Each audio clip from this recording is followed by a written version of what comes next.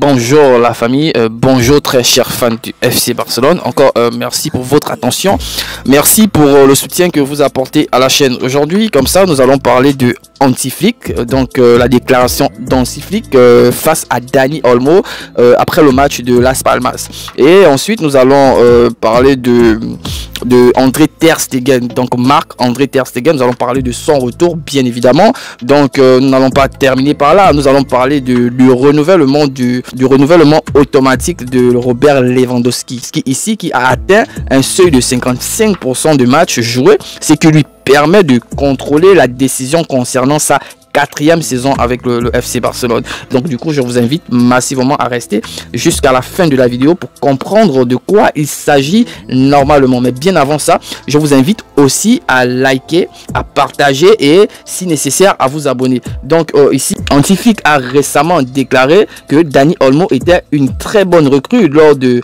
sa conférence de presse d'après-match.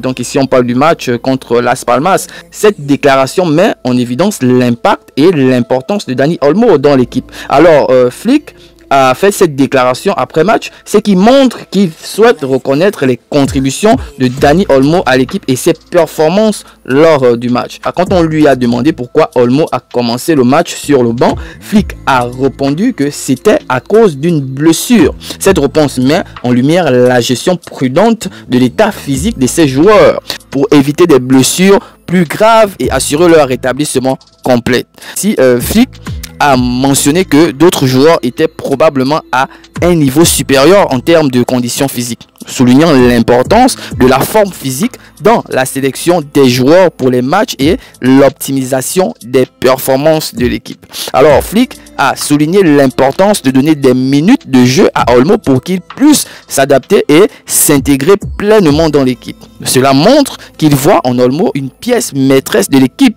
qui doit être gérée avec soin pour examiner son potentiel. Alors ici, Dani Olmo est entré en jeu et a marqué un but sublime qui a ouvert le score contre Las Palmas, démontrant son impact immédiat et sa capacité à changer le cours d'un match avec ses compétences. Alors le but d'Olmo a été décisif pour sauver Barcelone dans ce match, mettant en évidence sa capacité à performer sous pression et à apporter des solutions dans des moments cruciaux. Olmo a été nommé homme du match à la fin de la rencontre, une reconnaissance qui souligne ses performances exceptionnelles et son influence significative sur le jeu. Ici, Flick a montré qu'il a accordé une grande importance à la gestion des joueurs blessés, bien sûr, en leur donnant du temps pour récupérer et en les intégrant progressivement dans l'équipe pour éviter les rechutes et maximiser leur performance. La stratégie de Flick de faire entrer Olmo en jeu malgré sa blessure indique qu'il connaît bien ses joueurs et c'est quand les utiliser de manière optimale pour bénéficier de leurs compétences sans prendre des risques excessive. Alors ici, les déclarations de Flick montrent qu'il a une grande confiance en Olmo et croit en son potentiel à long terme au sein de l'équipe. Alors le considérant comme une recrue précieuse et un joueur clé pour l'avenir.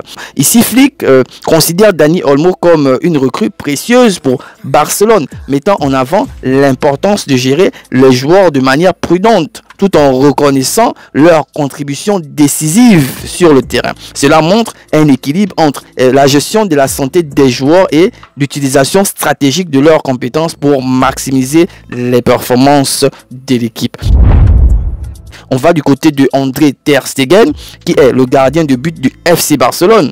Marc-André Ter Stegen, gardien de but du FC Barcelone, est sur le point de revenir en avril après une convalescence réussie. Cette nouvelle est encourageante pour le club et ses supporters, signalant un retour imminent de l'un des meilleurs gardiens du monde. Alors ici, Ter Stegen a travaillé en étroite collaboration avec l'équipe de récupération du club pour accélérer son rétablissement. Cette coopération montre l'importance d'un soutien médical professionnel et d'une gestion proactive des blessures. Alors Ter Stegen a souligné qu'il ne voulait pas de pression concernant une date de retour précise. Cette approche prudente permet de minimiser les risques de rechute et de s'assurer qu'il revient au meilleur de sa forme.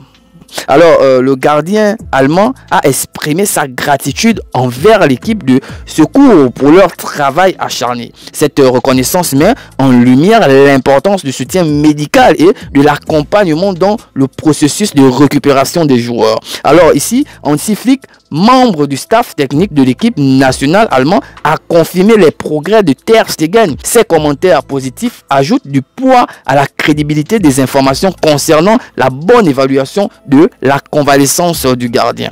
Ter Stegen a déjà commencé à travailler avec De La Fuente, l'entraîneur des gardiens. Cette étape est cruciale pour sa réintégration progressive dans les entraînements et pour retrouver son niveau de performance optimal. Ici, Barcelone et Ter Stegen restent optimistes quant à son retour à l'action. Le club continue de soutenir son processus de récupération, démontrant leurs engagements envers la santé et le bien-être de leurs joueurs. Alors ici, en l'absence de Ter Stegen, on a Szczęsny. Szczęsny ici qui s'est imposé comme le gardien titulaire du club. Sa performance impressionnante dans ses rôles temporaires témoigne de sa compétence et de sa capacité à maintenir la défense solide. La concurrence pour le poste de gardien reste forte avec Iñaki Peña souhaitant également plus de temps de jeu. Cette compétence saine stimule les performances de tous les gardiens et renforce l'équipe dans son ensemble. Alors ici, malgré la concurrence, la réaction entre les gardiens est décrite comme très positive. Szczęsny s'est rapidement intégré dans l'équipe, créant un environnement de travail harmonieux et collectif. Donc, le retour de Marc-André Ter Stegen en avril semble prometteur grâce à une convalescence réussie et à un soutien solide de l'équipe médicale et du club. En attendant, la performance de Szczęsny et la concurrence saine entre les gardiens assurent que la défense de Barcelone reste solide et compétitive.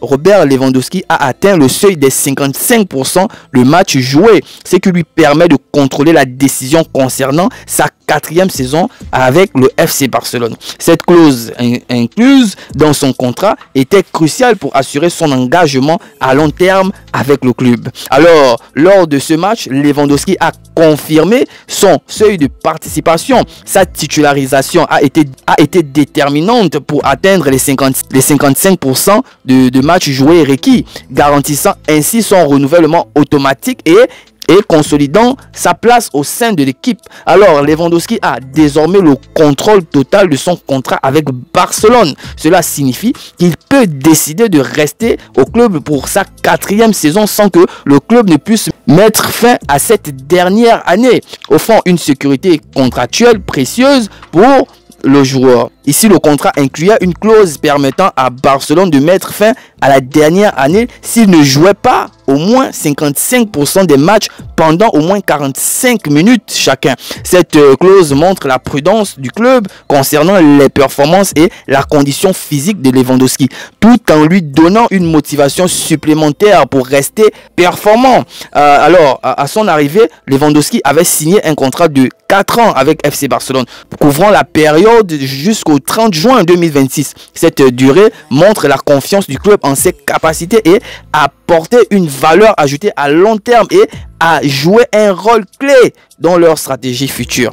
Lewandowski n'a joué moins de 45 minutes que dans 4 matchs, 2 matchs de Coupe du Roi contre le Real Betis et Valence, ainsi que 2 matchs de Ligue contre Mallorca et Valence à domicile. Cette régularité dans sa participation montre son importance pour l'équipe et son engagement à remplir les conditions de son contrat. Donc ici, Barcelone avait déjà prévu de conserver Lewandowski au-delà de cette saison, considérant qu'il est un élément clé de l'équipe dirigée par Hansi Flick. Son expérience et ses compétences sont vues comme essentielles pour atteindre les objectifs du club. Alors, les dirigeants du club valorisent l'expérience de Lewandowski qui apporte non seulement des performances sur le terrain, mais aussi un leadership crucial dans le vestiaire. Il joue un rôle de mentor pour les jeunes joueurs et contribue à la cohésion de l'équipe. Alors, Lewandowski est perçu comme un leader capable de motiver et d'inspirer ses coéquipiers. Sa présence est bénéfique pour l'ensemble de l'équipe, tant sur le plan tactique que sur le plan moral. La confirmation de sa 4e saison apporte de la stabilité à l'équipe et renforce la continuité des plans stratégiques du club. Lewandowski peut continuer à jouer un rôle central dans les succès futurs du FC Barcelone. Donc je pourrais conclure ici sur l'information de Lewandowski en disant que la situation de Lewandowski est bénéfique pour lui et pour Barcelone. Il obtient la sécurité contractuelle souhaitée, tandis que le club bénéficie de son expérience et de son leadership. La clause de renouvellement automatique s'avère être une décision stratégique judicieuse pour les deux parties, garantissant une coopération continue et fructueuse. Alors, je vous dis encore merci pour votre attention, merci pour le soutien que vous apportez à la chaîne. Voilà, n'hésitez pas de vous abonner si nécessaire. Donc, restez connectés pour les prochaines publications parce qu'il y en aura toujours. Donc, on se dit à bientôt.